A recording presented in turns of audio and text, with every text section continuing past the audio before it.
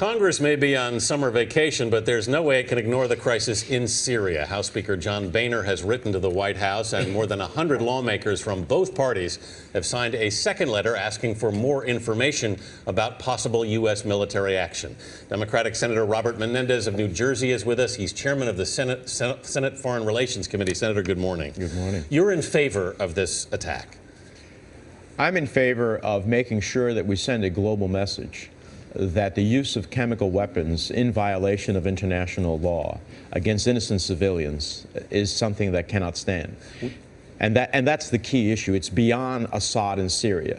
It's really a question of whether or not you send an international message that weapons like chemical weapons cannot be used against innocent civilians. We had retired General Anthony Zinni on earlier in this broadcast, and he said it can't be just one and done. You can't assume that we're not going to have to do more. Are you concerned about that? Well, look, I think that there are several options for the administration to consider.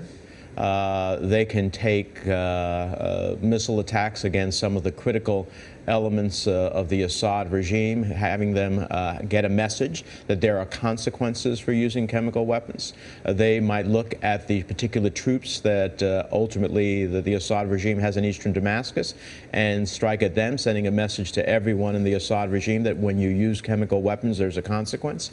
There is a more difficult path forward looking at how you eliminate the chemical weapon caches throughout Syria. That's a more difficult challenge. But the president has a series of options. And this is not about regime change, nor is it about a long-term engagement, nor is it about boots on the ground.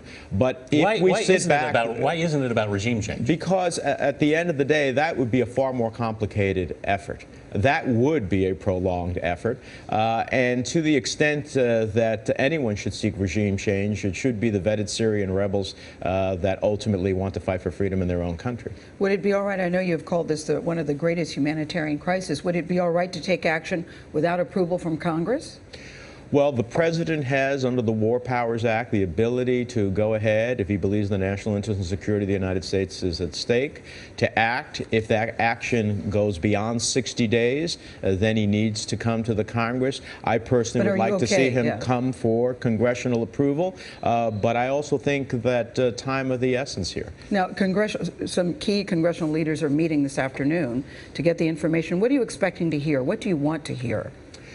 Well, I'll be on that call, and the reality is that I hope to hear, and I've had some of these discussions already, the underpinnings of the intelligence. From my understanding, both the nature of the weapons that were used, the delivery system, the nature of the attack itself, pretty much makes it rather clear that only the regime itself, or elements of the regime, had the capacity to do that. And that speaks to who is responsible here at the end of the day. If we do take action, are you concerned about retaliation against U.S. citizens in this country and abroad? I worry already when you have Syria evolving into a failed state, when you have Hezbollah there backed by Iran, when you have al-Qaeda elements there, that what we'll have is a country in which ultimately attacks against the United States and or our interests and allies within the region can be levied. And so at the end of the day, at least there must be a confinement that chemical weapons is not a vehicle of destruction that you can use. How soon do you think this attack is likely to happen if it happens?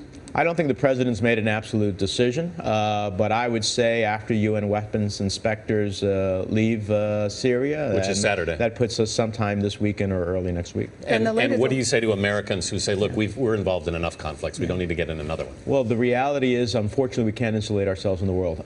You're looking at someone who voted against the war in Iraq when the war vote was popular.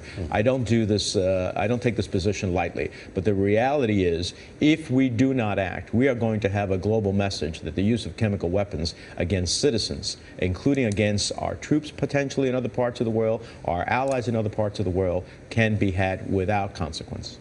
Senator Menendez, thank you. Thank you.